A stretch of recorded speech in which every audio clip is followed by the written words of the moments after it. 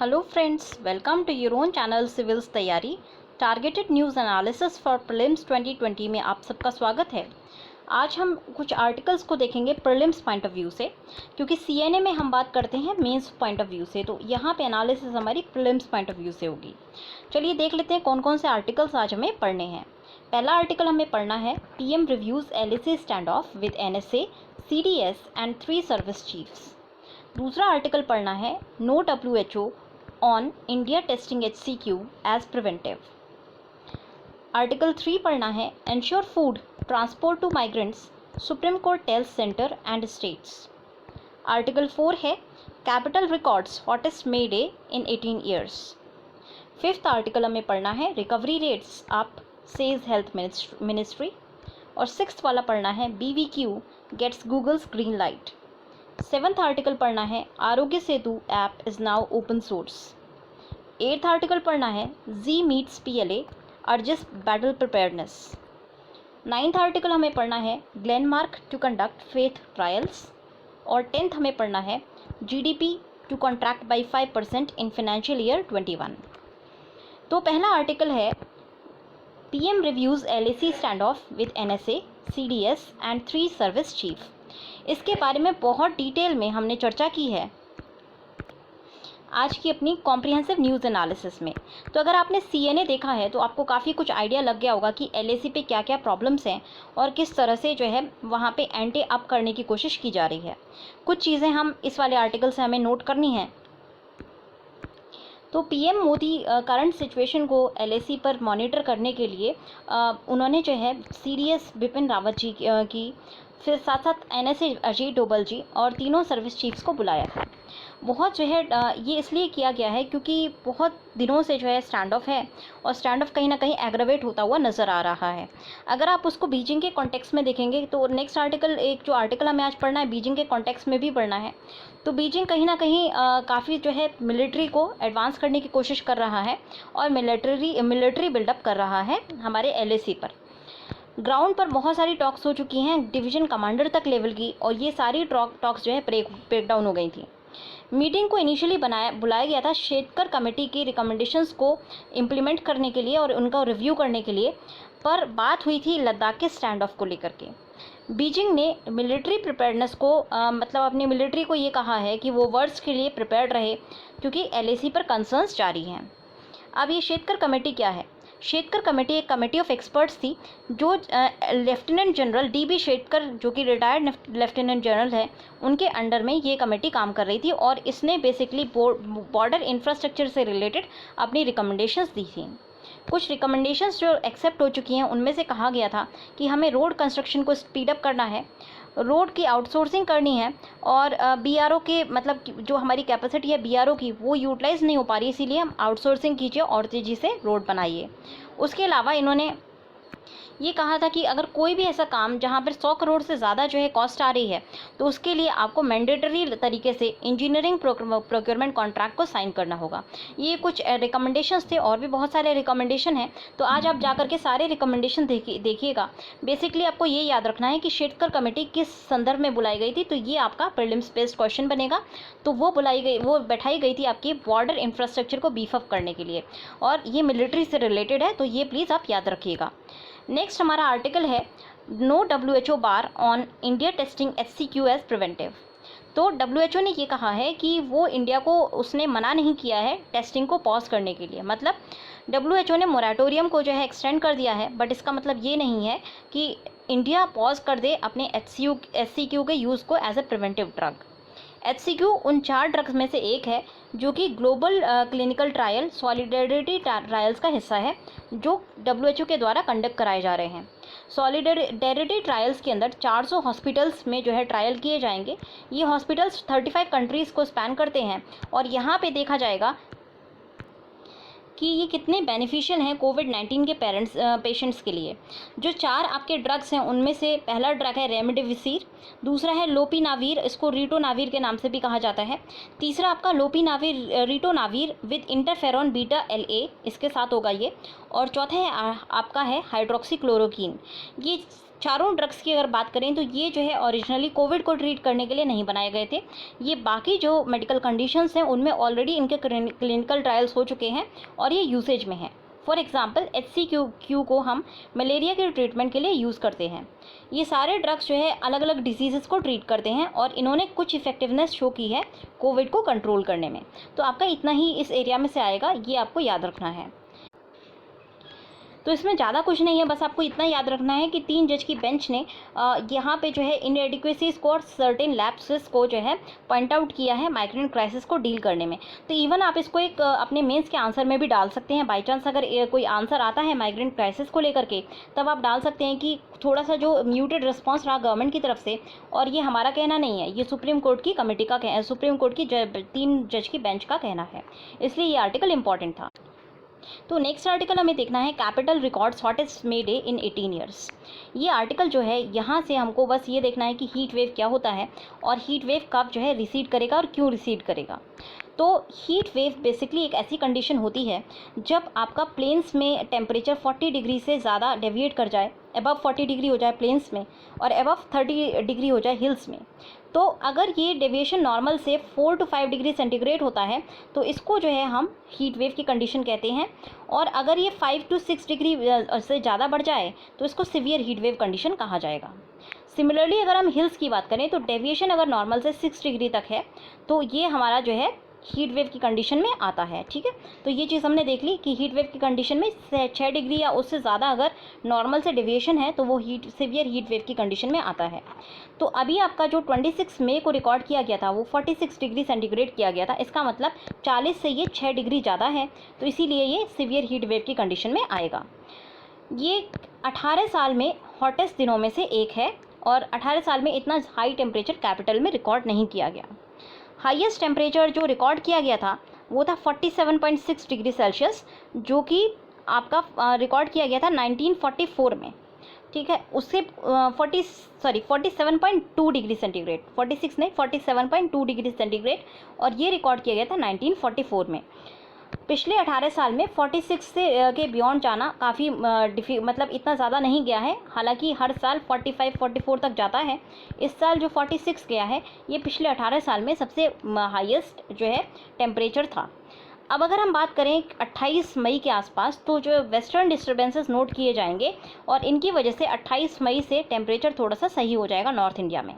तो western disturbances आपको पता है कि मेडिटेरेनियन रीजन में जो साइक्लोन होते हैं, टेम्परेट साइक्लोन, उनको वो जब इंडिया की तरफ बढ़ते हैं तो उनको वेस्टर्न डिस्टर्बेंस कहा जाता है।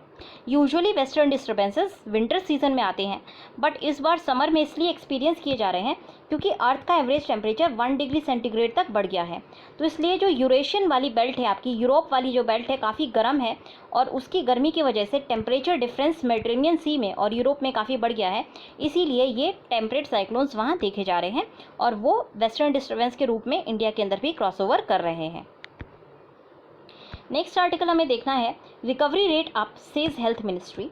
तो हेल्थ मिनिस्ट्री ने बताया है कि केस फैटेलिटी रेट इंडिया के अंदर डाउनवर्ड ट्रेंड शो कर रहा है। ये 3.3% था अप्रैल में और ये अभी फ़िलहाल 2.87% है, मतलब मृत्यु दर फिलहाल 2.87% है। जो भी हमारे सिक पेशेंट्स हैं उनमें से केवल 2.87% की डेथ हुई है। इंडिया में अगर हम पॉपुलेशन वाइज देखें तो 1 लाख पॉपुलेशन पे 0.3 डेथ्स रजिस्टर की गई हैं कोविड की वजह से। अगर वर्ल्ड की बात करें तो वर्ल्ड में 4.4 डेथ्स पर लाख ऑफ पॉपुलेशन दर्ज की गई थी।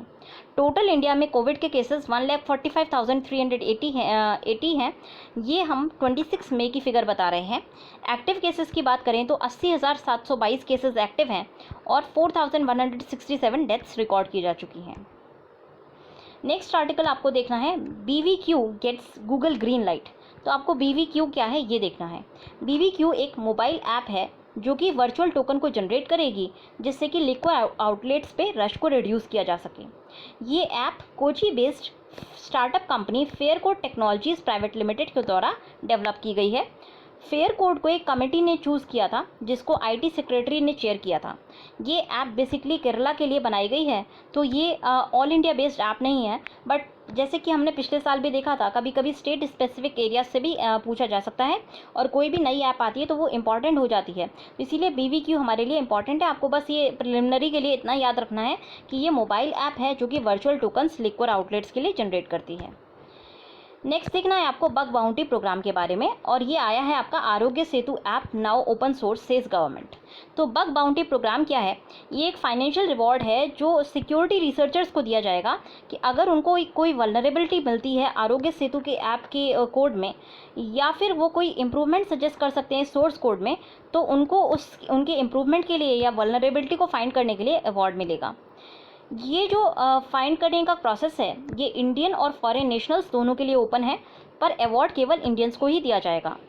अवार्ड वल्नरेबिलिटी के लिए 3 लाख तक दिया जा सकता है, और अगर कोई इम्प्रूवमेंट वो सजेस्ट कर दें तो 1 लाख तक का अवार्ड होगा।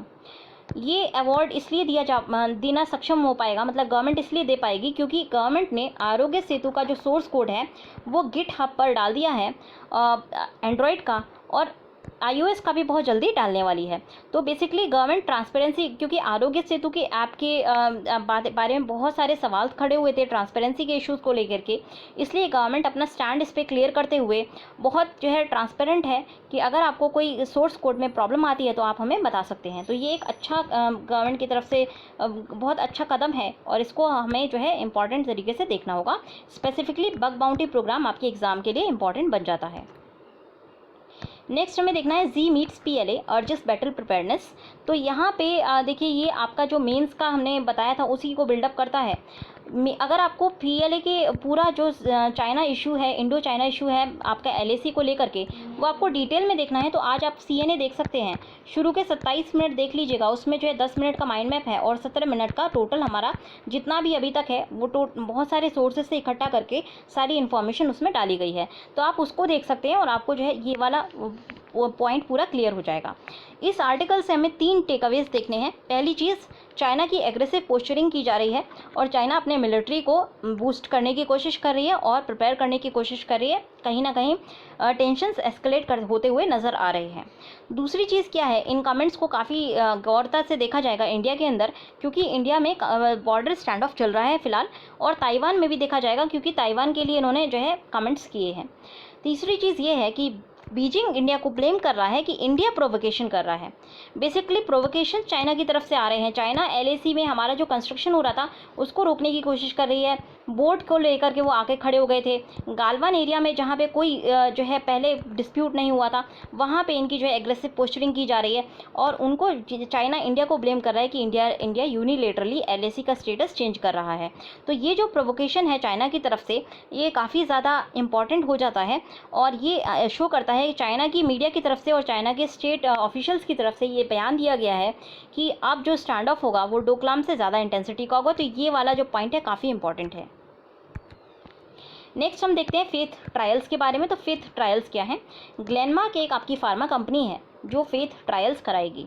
Faith trials basically combination clinical trials हैं, मतलब कि 2 ड्रग्स को जब हम कंबाइन करके देते हैं क्लिनिकल ट्रायल के वक्त तो उनको कॉम्बिनेशन क्लिनिकल ट्रायल्स बोला जाता है। यहाँ पे जो 2 ड्रग इन क्वेश्चन है उनका नाम है फेविपिरावीर और उसको यूमिडेनोवीर के साथ दिया जाएगा। तो ये जितने भी ड्रग्स हैं, आज हमने 4 देखे थे जो सॉलिडारिटी ट्रायल्स में हैं और 2 देखे हमने फेथ ट्रायल्स में। तो ये आपको याद रखने हैं, सॉलिडारिटी ट्रायल में कौन कौन से ड्रग थे और फेथ ट्रायल में कौन कौन से ड्रग हैं। तो फेथ ट्रायल में फ़िलहाल 2 ड्रग्स को कंबाइन करके पेशेंट्स को दिया जाएगा। ये 2 एंटीवायरल ड्रग्स हैं, फेविपिरावीर और यूमीफेनोवीर। ये पोटेंशियल कोविड-19 की ट्रीटमेंट स्ट्रैटेजी में यूज़ किए जा सकते हैं। फेविपिरावीर और यूमीफेनोवीर को ने जो है वायरस को इनहिबिट किया था जब इनविट्रो टेस्ट हुए थे, मतलब कि टेस्ट ट्यूब में जब टेस्ट हुए थे, एक्सपेरिमेंटल बेसिस पर जब टेस्ट हुए थे तो ये इफेक्टिव पाई गई थी। अब इसीलिए इनका जो है रैंडमाइज टेस्ट होने वाला है, मतलब रैंडम बेसिस पे जो लोग जो है टेस्ट के लिए रजिस्टर हुए हैं उनमें से कुछ को ड्रग दिए जाएंगे और कुछ को जो है ड्रग नहीं दिए जाएंगे। फिर उनकी एफिकेसी टेस्ट की जाएगी, मतलब इफेक्टिवनेस टेस्ट की जाएगी। अगर जो ग्रुप जिसको ड्रग दिया गया है उसमें ज़्यादा इंप्रूवमेंट मूवमेंट दिखाई देता है, इसका मतलब हमारा जो ट्रायल है वो सक्सेसफुल हुआ। तो ये ट्रायल्स ग्लेनमार्क कराएगी, और ये सबसे इंपॉर्टेंट बात है कि ये इंडिया की हॉस्पिटल सेटिंग्स में कराए जा रहे हैं। तो ये सिर्फ इंडिया स्पेसिफिक ट्रायल्स हैं। सॉलिडारिटी की बात करें तो सॉलिडारिटी के जो ट्रायल्स हैं वो 35 कंट्रीज़ में स्पैन करते हैं। फेथ के ट्रायल्स केवल इंडिया की हॉस्पिटल सेटिंग्स के अंदर हो रहे हैं। नेक्स्ट आर्टिकल आपको देखना है, GDP to contract by 5% in financial year 21 says CRISIL.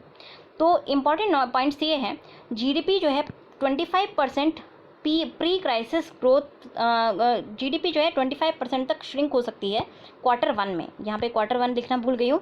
Q1 में जो जीडीपी है वो 25% तक श्रिंक हो सकती है। और ये कहा जा रहा है कि पहले जो कोविड से पहले जो ग्रोथ थी उस रेट तक हम शायद अगले 3 फिस्कल तक नहीं पहुंच पाएंगे। नॉन फार्म ग्रोथ रेट को कॉन्ट्रैक्ट मतलब देखा गया है कॉन्ट्रैक्शन उसमें 6% तक का।